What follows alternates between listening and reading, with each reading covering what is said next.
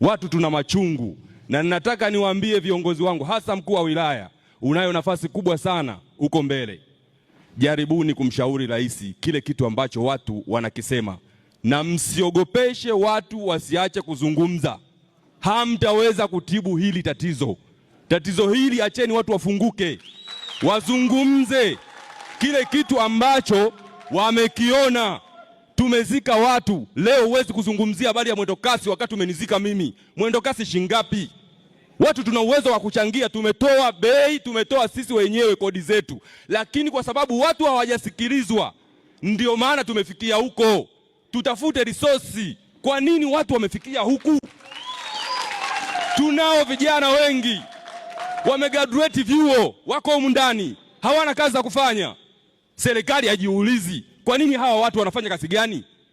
Wapeni vijana kazi za kufanya, wapate kitu cha kupoteza. Hamtaweza kuona hichi kitu kinaingia, watu wanaingia barabarani, hawataweza kuingia kwa sababu hawana cha kupoteza. Na ndio maana unaona vijana wengi wanaingia barabarani, hawana cha kupoteza. Na serikali wanapokuwa wanapeleka mawazo yao hawasikilizwi.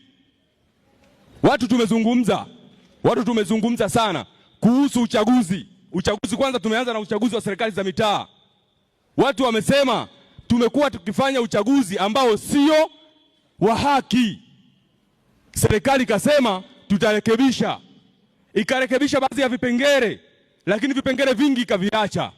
Tukasema tuingie kwenye uchaguzi, lakini watu walichokiona kipindi hicho cha uchaguzi wa serikali za mitaa hakikuwa sawa na matarajio waliokuwa wanatarajia. Unategemea hichi kitu kweli tutafika kwa mstakabali huu? Ndugu zangu viongozi, nchi imevimba, wala tusidanganyane. Nchi imevimba haswa, na watu wapo wanashindwa tu kuzungumza. Watu wanashindwa kuzungumza, wanaogopa. Lakini kingine, mkuu wa wilaya, ni kuombe kitu.